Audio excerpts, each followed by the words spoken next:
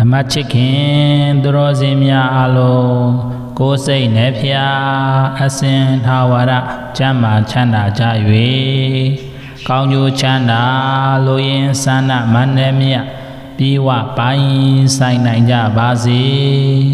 ဒီကနေ့မှာတော့ဓမ္မချစ်ခင်သူတော်စင်များအလုံးအတွေ့စီစဉ်ဥစ္စာ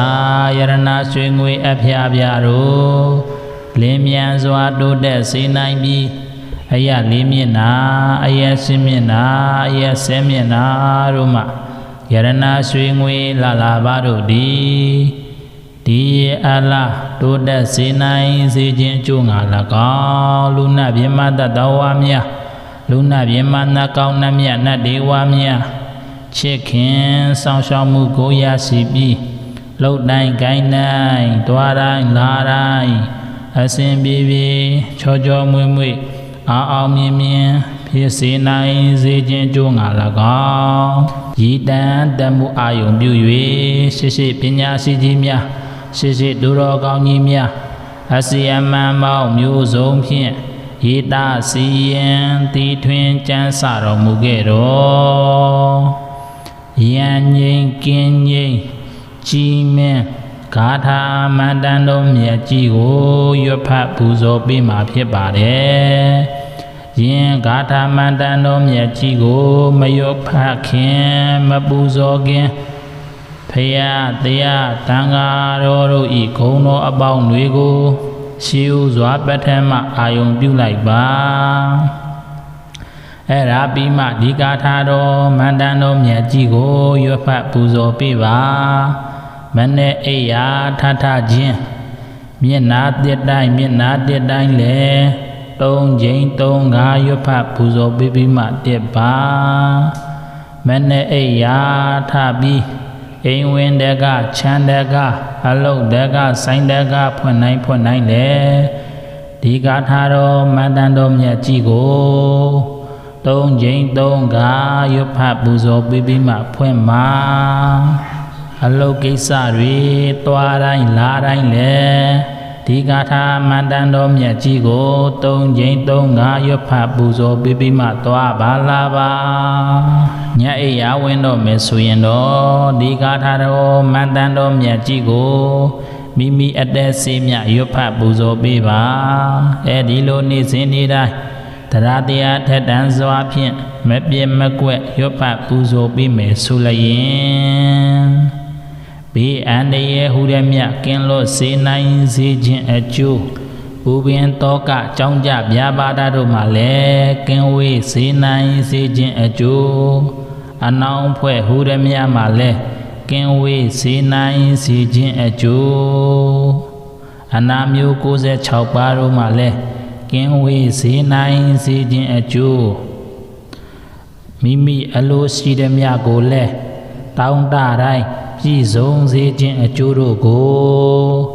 ရရှိခံစားစံစားရမည်လူနာချစ်ခင်ကမရရှိသေးသောစီစဉ်ဥစ္စာယရဏရွှေငွေတို့ကိုရရှိစေခြင်းလူနာချစ်ခင်ကအယလေးမျက်နာအယဆင်းမျက်နာအယဆဲမျက်နာတို့မှယရဏရွှေငွေလာပါတို့သည်နီလတတကဲ့သို့၎င်းဒီအလားတိုးတတကဲ့သို့၎င်းရရှိခံစားစံစားရမှာဖြစ်ပါတယ်။ဒါကြောင့်မူဒီဂါထာတော်မန္တန်တော်မြတ်ကြီးကိုတရားတရားထက်တန်စွာဖြင့်နေ့စဉ်နေ့တိုင်းရွတ်ဖတ်ပူဇော်နာယူမှတ်သားကြပါကုန်လော။အလုံးသောဝိနည်းတော်မြတ်ကိုယ်စိတ်နှဖျားကြမ်းမှချမ်းသာကြပြီးဘေးဗျာဟူတဲ့မြတ်မှာလည်းကင်းဝေးနိုင်ကြပါစေ။နမောတတဗုဒ္ဓဝါတောအရဟတောသမ္မာသမ္ဗုဒ္ဓတ္တအကောဗုဒ္ဓအကောဓမ္မောအကောတံကောအနုတ္တရောအကောဝိပါကောမေဟောတုယံယံအိသံတမိဇတုဗုဒ္ဓမြတ်စွာဘုရားသည်အနုတ္တရောအတုမရှိအောင်အကောအမျက်ဆုံးဖြစ်တော်မူပါပေ၏ဓမ္မောတရားတော်သည်အနုတ္တရော အတုမရှိအောင်အကောအမြတ်ဆုံးဖြစ်တော်မူပါပေ၏တန်ကိုတန်ဃာတော်သည်အနုတ္တရောအတုမရှိအောင်အကောအမြတ်ဆုံးဖြစ်တော်မူပါပေ၏မေယကျွန်ုပ်အားအကောအမြတ်ဆုံးဖြစ်တော်ဝိပါကောအကျိုးတရားသည်ဟောတု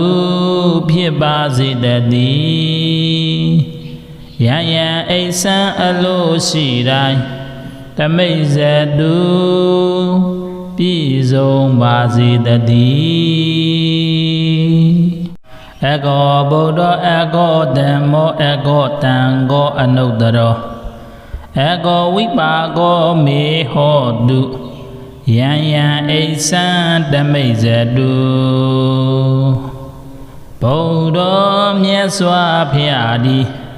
အနုတ္တရောအတုမရှိအောင်အကောအမြတ်ဆုံးဖြစ်တော်မူပါပေ၏ဓမ္မောတရားတော်သည်အနုတ္တရောအတုမရှိအောင်အကောအမြတ်ဆုံးဖြစ်တော်မူပါပေ၏တန်ကိုတန်ဃာတော်သည်အနုတ္တရောအတုမရှိအောင်အကောအမြတ်ဆုံးဖြစ်တော်မူပါပေ၏မေယကျွန်ုပ်အားအကောအမြတ်ဆုံးဖြစ်တော်ဝိပါကောအကျိုးတရားသည်ဟောတုဖြစ်ပါစေတည်းယံယံအိဆံအလိုရှိတိုင်းတမိတ်ဇတုပြည့်စုံပါစေတည်းအကောဗုဒ္ဓအကောဓမ္မောအကောတံကောအနုတ္တရောအကောဝိပါကောမေဟောတုယံယံအိဆံတမိတ်ဇတုဗုဒ္ဓမြတ်စွာဘုရားသည်အနုတ္တရောအတုမရှိအောင်အကောအမြတ်ဆုံးဖြစ်တော်မူပါပေ၏ဓမ္မောတရားတော်သည်အနုတ္တရောအတုမရှိအောင်အကောအမြတ်ဆုံးဖြစ်တော်မူပါပေ၏တန်ကိုတန်ဃာတော်သည်အနုတ္တရောအတုမရှိအောင်အကောအမြတ်ဆုံးဖြစ်တော်မူပါပေ၏မေယကျွန်ုပ်အားအကောအမြတ်ဆုံးဖြစ်တော်ဝိပါကောအကျိုးတရားသည်ဟောတုဖြစ်ပါစေတည်းယံယံအိဆံအလိုရှိတိုင်းတမိတ်ဇတုပြည့်စုံပါစေတည်းအကောဗုဒ္ဓအကောဓမ္မောအကောတံကောအနုတ္တရောအကောဝိပါကောမေဟောတုယံယံအိဆံတမိတ်ဇတုဗုဒ္ဓမြတ်စွာဘုရားသည်အနုတ္တရောအတုမရှိအောင်အကောအမြတ်ဆုံးဖြစ်တော်မူပါပေ၏ဓမ္မောတရားတော်သည်အနုတ္တရောအတုမရှိအောင်အကောအမြတ်ဆုံးဖြစ်တော်မူပါပေ၏တန်ကိုတန်ဃာတော်သည်အနုတ္တရောအတုမရှိအောင်အကောအမြတ်ဆုံးဖြစ်တော်မူပါပေ၏မေယကျွန်ုပ်အားအကောအမြတ်ဆုံးဖြစ်တော်ဝိပါကောအကျိုးတရားသည်ဟောတုဖြစ်ပါစေတည်းယံယံအိဆံအလိုရှိတိုင်းတမိတ်ဇတုပြည့်စုံပါစေတည်းအကောဗုဒ္ဓအကောဓမ္မောအကောတံကောအနုတ္တရောအကောဝိပါကောမေဟောတုယ ယံယံအိသံတမိတ်ဇတုဗုဒ္ဓမြတ်စွာဘုရားသည်အနုတ္တရောအတုမရှိအောင်အကောအမြတ်ဆုံးဖြစ်တော်မူပါပေ၏ဓမ္မောတရားတော်သည်အနုတ္တရောအတုမရှိအောင်အကောအမြတ်ဆုံးဖြစ်တော်မူပါပေ၏တန်ကိုတန်ဃာတော်သည်အနုတ္တရောအတုမရှိအောင်အကောအမြတ်ဆုံးဖြစ်တော်မူပါပေ၏မေယကျွန်ုပ်အားအကောအမြတ်ဆုံးဖြစ်သောဝိပါကောအကျိုးတရားသည်ဟောတုဖြစ်ပါစေတည်းယံယံအိသံအလိုရှိတိုင်းတမိတ်ဇတုပြည့်စုံပါစေတည်းအကောဗုဒ္ဓအကောဓမ္မောအကောတံကောအနုတ္တရောအကောဝိပါကောမေဟောတုယံယံအိသံတမိတ်ဇတုဗုဒ္ဓမြတ်စွာဘုရားသည်အနုတ္တရောအတုမရှိအောင်အကောအမြတ်ဆုံးဖြစ်တော်မူပါပေ၏ဓမ္မောတရားတော်သည်အနုတ္တရောအတုမရှိအောင်အကောအမြတ်ဆုံးဖြစ်တော်မူပါပေ၏တန်ကိုတန်ဃာတော်သည်အနုတ္တရောအတုမရှိအောင်အ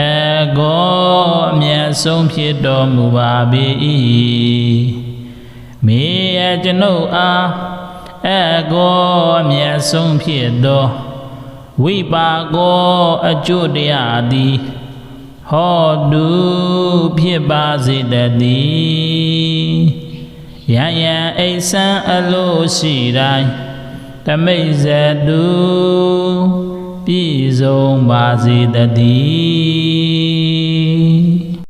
အကောဗုဒ္ဓအကောဓမ္မောအကောတံကောအနုတ္တရောအကောဝိပါကောမေဟောတုယံယံအိသံတမိတ်ဇတုဗုဒ္ဓမြတ်စွာဘုရားသည်အနုတ္တရောအတုမရှိအောင်အကောအမြတ်ဆုံးဖြစ်တော်မူပါပေ၏ဓမ္မောတရားတော်သည်အနုတ္တရောအတုမရှိအောင်အကောအမြတ်ဆုံးဖြစ်တော်မူပါပေ၏တန်ကို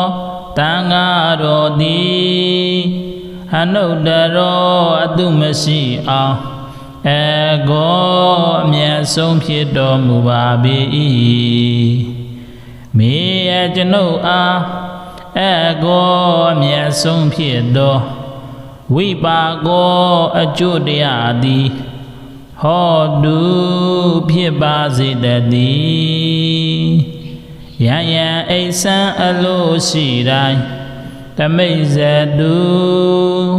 ပြည့်စုံပါစေတည်းအကောဗုဒ္ဓအကောဓမ္မောအကောတံကောအနုတ္တရောအကောဝိပါကောမေဟောတုယံယံအိသံတမိတ်ဇတုဗုဒ္ဓမြတ်စွာဘုရားသည်အနုတ္တရောအတုမရှိအောင်အကောအမြတ်ဆုံးဖြစ်တော်မူပါပေ၏ဓမ္မောတရားတော်သည်အနုတ္တရောအတုမရှိအောင်အကောအမြတ်ဆုံးဖြစ်တော်မူပါပေ၏တန်ကိုတန်ဃာတော်သည်အနုတ္တရောအတုမရှိအောင်အကောအမြတ်ဆုံးဖြစ်တော်မူပါပေ၏မေယကျွန်ုပ်အားအကောအမြတ်ဆုံးဖြစ်သောဝိပါကောအကျိုးတရားသည်ဟောတုဖြစ်ပါစေတည်း ယံယံအိဆံအလိုရှိတိုင်းတမိတ်ဇတုပြည့်စုံပါစေတည်းအကောဗုဒ္ဓအကောဓမ္မောအကောတံကောအနုတ္တရောအကောဝိပါကောမေဟောတုယံယံအိဆံတမိတ်ဇတုဗုဒ္ဓမြတ်စွာဘုရားသည်အနုတ္တရောအတုမရှိအောင်အကောအမျက်ဆုံးဖြစ်တော်မူပါပေ၏ဓမ္မောတရားတော်သည်အနုတ္တရောအတုမရှိအောင်အကောအမျက်ဆုံးဖြစ်တော်မူပါပေ၏တန်ကိုတန်ဃာတော်သည်အနုတ္တရောအတုမရှိအောင်အကောအမျက်ဆုံးဖြစ်တော်မူပါပေ၏မေယကျွန်ုပ်အားအကောအမျက်ဆုံးဖြစ်သောဝိပါကောအကျိုးတရားသည်ဟောတုဖြစ်ပါစေတည်းယံယံအိဆံအလိုရှိတိုင်းတမိတ်ဇတုပြည့်စုံပါစေတည်းအကောဗုဒ္ဓအကောဓမ္မောအကောတံကောအနုတ္တရောအကောဝိပါကောမေဟောတုယံယံအိဆံတမိတ်ဇတုဗုဒ္ဓမြတ်စွာဘုရားသည်အနုတ္တရောအတုမရှိအောင်အကောအမျက်ဆုံးဖြစ်တော်မူပါပေ၏ဓမ္မောတရားတော်သည်အနုတ္တရောအတုမရှိအောင်အကောအမျက်ဆုံးဖြစ်တော်မူပါပေ၏တန်ကိုတန်ဃာတော်သည်အနုတ္တရောအတုမရှိအောင်အကောအမျက်ဆုံးဖြစ်တော်မူပါပေ၏မေယကျွန်ုပ်အားအကောအမျက်ဆုံးဖြစ်သောဝိပါကောအကျိုးတရားသည်ဟောတုဖြစ်ပါစေတည်းယံယံအိဆံအလိုရှိတိုင်းတမိတ်ဇတုပြည့်စုံပါစေတည်းအကောဗုဒ္ဓအကောဓမ္မောအကောတံကောအနုတ္တရောအကောဝိပါကောမေဟောတု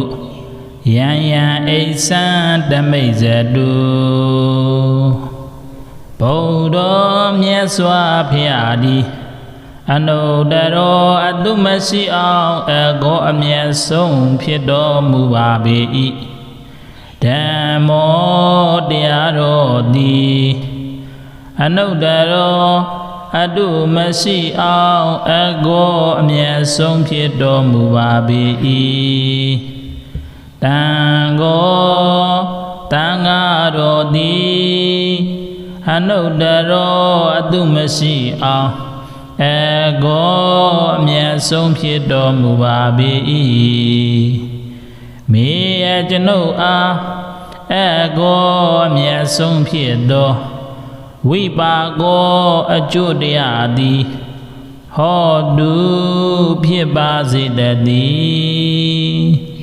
ယံယံအိဆံအလိုရှိတိုင်းတမိတ်ဇတု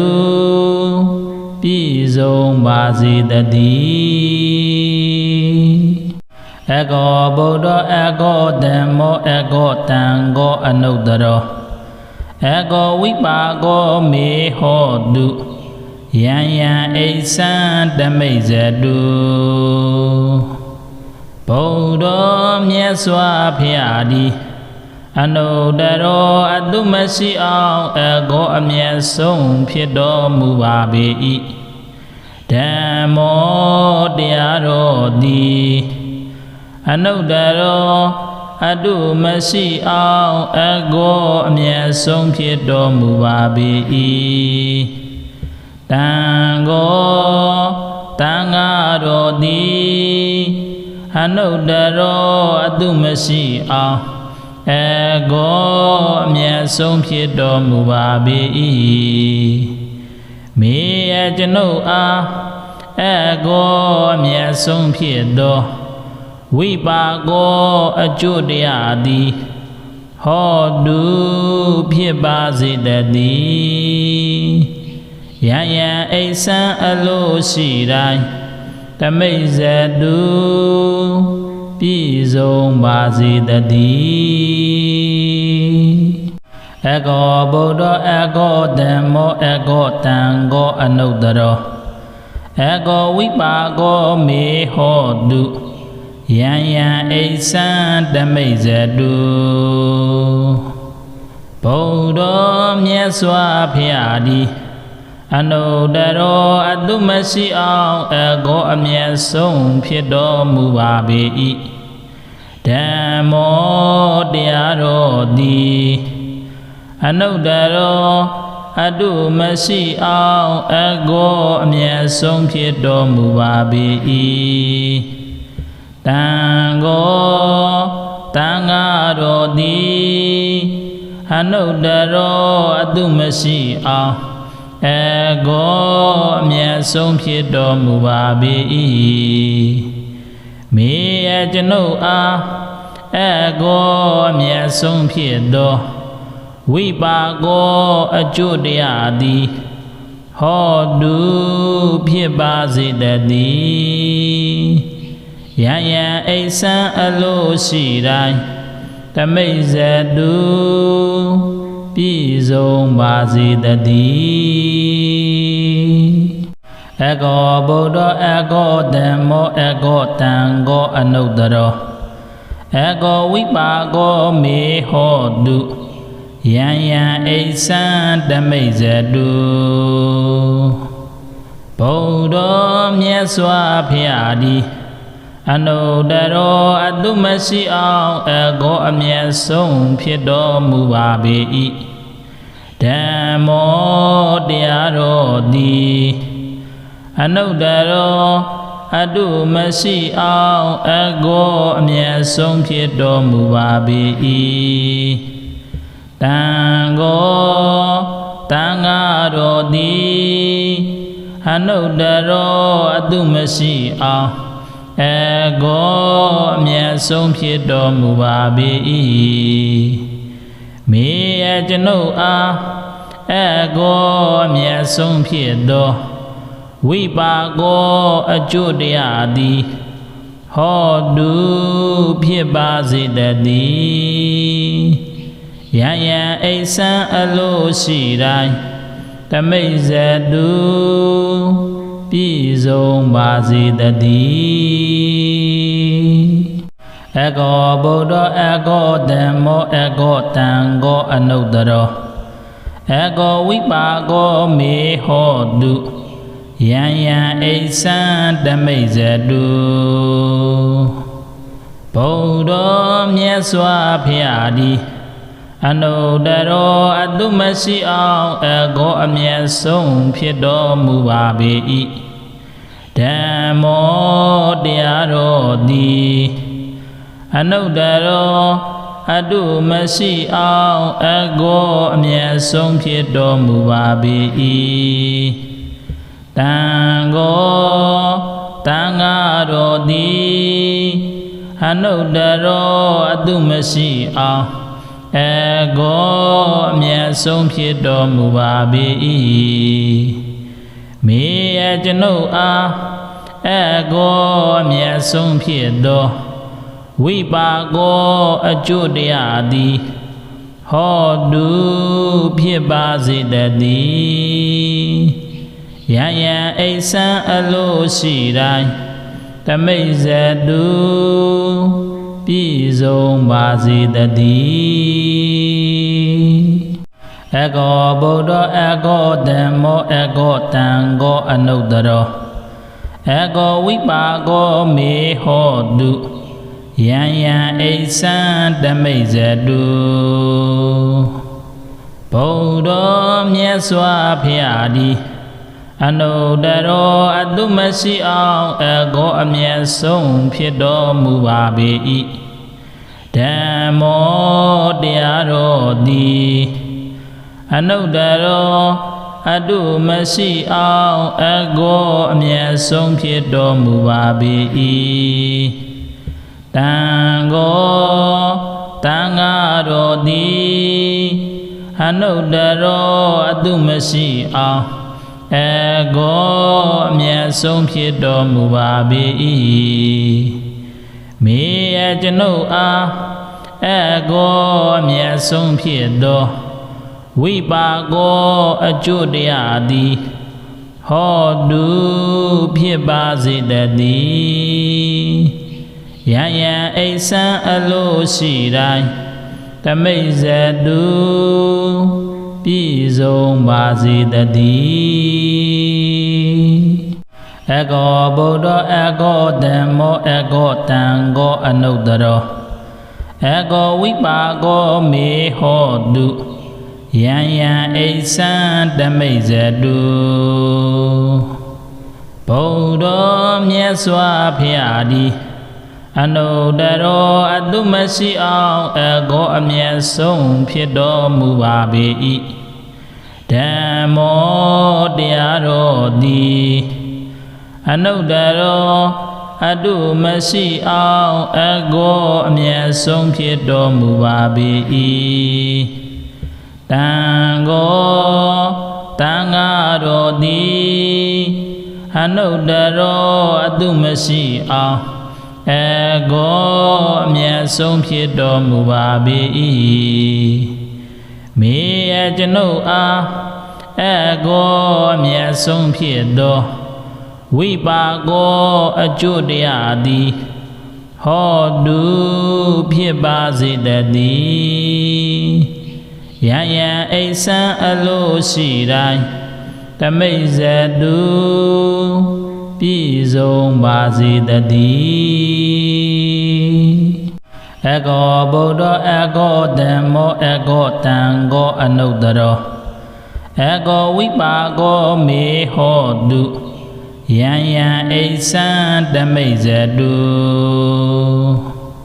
ဗုဒ္ဓမြတ်စွာဘုရားသည်အနုတ္တရောအတုမရှိအောင်အကောအမြတ်ဆုံးဖြစ်တော်မူပါပေ၏ဓမ္မောတရားတော်သည်အနုတ္တရောအတုမရှိအောင်အကောအမြတ်ဆုံးဖြစ်တော်မူပါပေ၏တန်ကိုတန်ဃာတော်သည်အနုတ္တရောအတုမရှိအောင်အကောအမြတ်ဆုံးဖြစ်တော်မူပါပေ၏မေယကျွန်ုပ်အားအကောအမြတ်ဆုံးဖြစ်တော်ဝိပါကောအကျိုးတရားသည်ဟောတုဖြစ်ပါစေတည်းယံယံအိဆံအလိုရှိတိုင်းတမိတ်ဇတုပြည့်စုံပါစေတည်းအကောဗုဒ္ဓအကောဓမ္မောအကောတံကောအနုတ္တရောအကောဝိပါကောမေဟောတုယံယံအိဆံတမိတ်ဇတုဗုဒ္ဓမြတ်စွာဘုရားသည်အနုတ္တရောအတုမရှိအောင်အကောအမြတ်ဆုံးဖြစ်တော်မူပါပေ၏ဓမ္မောတရားတော်သည်အနုတ္တရောအတုမရှိအောင်အကောအမြတ်ဆုံးဖြစ်တော်မူပါပေ၏တန်ကိုတန်ဃာတော်သည်အနုတ္တရောအတုမရှိအောင်အကောအမြတ်ဆုံးဖြစ်တော်မူပါပေ၏မေယကျွန်ုပ်အားအကောအမြတ်ဆုံးဖြစ်တော်ဝိပါကောအကျိုးတရားသည်ဟောတုဖြစ်ပါစေတည်းယံယံအိဆံအလိုရှိတိုင်းတမိတ်ဇတုပြည့်စုံပါစေတည်းအကောဗုဒ္ဓအကောဓမ္မောအကောတံကောအနုတ္တရော ego vipago me hotu yan yan aisan damezadu Baudo Myat Swa Phaya Di Anuttaro Atumasi Aung Ego Amyat Song Phit Tormu Pa Pe I Dhammoတရားတော်သည်အနုတ္တရောအတုမရှိအောင်အကောအမြတ်ဆုံးဖြစ်တော်မူပါပေ၏တန်ကိုတန်ဃာတော်သည်အနုတ္တရောအတုမရှိအောင်အကောအမြတ်ဆုံးဖြစ်တော်မူပါပေ၏မေယကျွန်ုပ်အားအကောအမြတ်ဆုံးဖြစ်တော်ဝိပါကောအကျိုးတရားသည်ဟောတုဖြစ်ပါစေတည်းယံယံအိဆံအလို့ရှိတိုင်းတမိတ်ဇတုပြည့်စုံပါစေတည်းအကောဗုဒ္ဓအကောဓမ္မောအကောတံကောအနုတ္တရောအကောဝိပါကောမေဟောတုယံယံအိဆံတမိတ်ဇတုဗုဒ္ဓမြတ်စွာဘုရားသည်အနုတ္တရောအတုမရှိအောင်အကောအမြတ်ဆုံးဖြစ်တော်မူပါပေ၏ဓမ္မောတရားတော်သည်အနုတ္တရော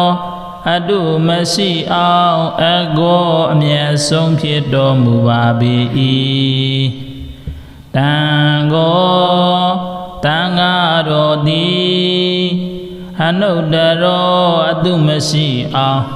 အကောအမြတ်ဆုံးဖြစ်တော်မူပါပေ၏မေယကျွန်ုပ်အား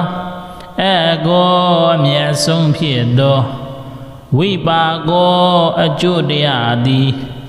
ဟောတုဖြစ်ပါစေတည်းယံယံအိဆံအလို့ရှိတိုင်းတမိတ်ဇတုပြည့်စုံပါစေတည်းအကောဗုဒ္ဓအကောဓမ္မောအကောတံကောအနုတ္တရောအကောဝိပါကောမေဟောတုယံယံအိဆံတမိတ်ဇတုဗုဒ္ဓမြတ်စွာဘုရားသည်အနုတ္တရောအတုမရှိအောင်အကောအမြတ်ဆုံးဖြစ်တော်မူပါပေ၏ဓမ္မောတရားတော်သည်အနုတ္တရောအတုမရှိအောင်အကောအမြတ်ဆုံးဖြစ်တော်မူပါပေ၏တန်ကိုတန်ဃာတော်သည်အနုတ္တရောအတုမရှိအောင်အကောအမြတ်ဆုံးဖြစ်တော်မူပါပေ၏မေယကျွန်ုပ်အားအကောအမြတ်ဆုံးဖြစ်တော်ဝိပါကောအကျိုးတရားသည်ဟောတုဖြစ်ပါစေတည်းယံယံအိဆံအလို့ရှိတိုင်းတမိတ်ဇတုပြည့်စုံပါစေတည်းအကောဗုဒ္ဓအကောဓမ္မောအကောတံကောအနုတ္တရောအကောဝိပါကောမေဟောတုယံယံအိဆံတမိတ်ဇတုဗုဒ္ဓမြတ်စွာဘုရားသည်အနုတ္တရောအတုမရှိအောင်အကောအမြတ်ဆုံးဖြစ်တော်မူပါပေ၏ဓမ္မောတရားတော်သည်အနုတ္တရောအတုမရှိအောင်အကောအမြတ်ဆုံးဖြစ်တော်မူပါပေ၏တန်ကိုတန်ဃာတော်သည်အနုတ္တရောအတုမရှိအောင်အကောအမြတ်ဆုံးဖြစ်တော်မူပါပေ၏မေယကျွန်ုပ်အားအကောအမြတ်ဆုံးဖြစ်တော်ဝိပါကောအကျိုးတရားသည်ဟ ဟောတုဖြစ်ပါစေတည်းယံယံအိဆံအလို့ရှိတိုင်းတမိတ်ဇတုပြည့်စုံပါစေတည်းအကောဗုဒ္ဓအကောဓမ္မောအကောတံကောအနုတ္တရောအကောဝိပါကောမေဟောတုယံယံအိဆံတမိတ်ဇတုဗုဒ္ဓမြတ်စွာဘုရားသည်အနုတ္တရောအတုမရှိအောင်အကောအမျက်ဆုံးဖြစ်တော်မူပါပေ၏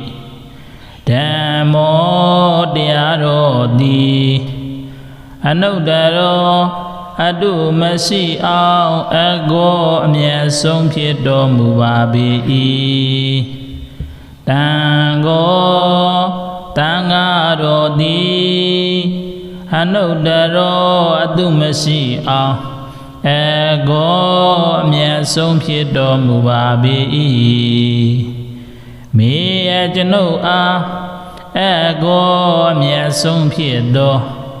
ဝိပါကောအကျိုးတရားသည်ဟောတုဖြစ်ပါစေတည်းယံယံအိဆံအလို့ရှိတိုင်းတမိတ်ဇတုပြည့်စုံပါစေတည်းအကောဗုဒ္ဓအကောဓမ္မောအကောတံကောအနုတ္တရောအကောဝိပါကောမေဟောတုယံယံအိဆံတမိတ်ဇတုဗုဒ္ဓမြတ်စွာဘုရားသည်အနုတ္တရောအတုမရှိအောင်အကောအမျက်ဆုံးဖြစ်တော်မူပါပေ၏ဓမ္မောတရားတော်သည်အနုတ္တရောအတုမရှိအောင်အကောအမျက်ဆုံးဖြစ်တော်မူပါပေ၏တံကောတံဃာတော်သည်အနုတ္တရောအတုမရှိအောင်အကောအမျက်ဆုံးဖြစ်တော်မူပါပေ၏မေယကျွန်ုပ်အားအကောအမျက်ဆုံးဖြစ်သောဝိပါကောအကျိုးတရားသည်ဟောတုဖြစ်ပါစေတည်းယံယံအိဆံအလို့ရှိတိုင်းတမိတ်ဇတုပြည့်စုံပါစေတည်းအကောဗုဒ္ဓအကောဓမ္မောအကောတံကောအနုတ္တရောအကောဝိပါကောမေဟောတုယံယံအိဆံတမိတ်ဇတုဗုဒ္ဓမြတ်စွာဘုရားသည်အနုတ္တရောအတုမရှိအောင်အကောအမျက်ဆုံးဖြစ်တော်မူပါပေ၏ဓမ္မောတရားတော်သည်အနုတ္တရောအတုမရှိအောင်အကောအမျက်ဆုံးဖြစ်တော်မူပါပေ၏တံကောတံဃာတော်သည်အနုတ္တရောအတုမရှိအောင်အကောအမျက်ဆုံးဖြစ်တော်မူပါပေ၏မေယကျွန်ုပ်အားအကောအမျက်ဆုံးဖြစ်သောဝိပါကောအကျိုးတရားသည်ဟောတုဖြစ်ပါစေတည်းယံယံအိဆံအလို့ရှိတိုင်းတမိတ်ဇတုပြည့်စုံပါစေတည်းအကောဗုဒ္ဓအကောဓမ္မောအကောတံကောအနုတ္တရော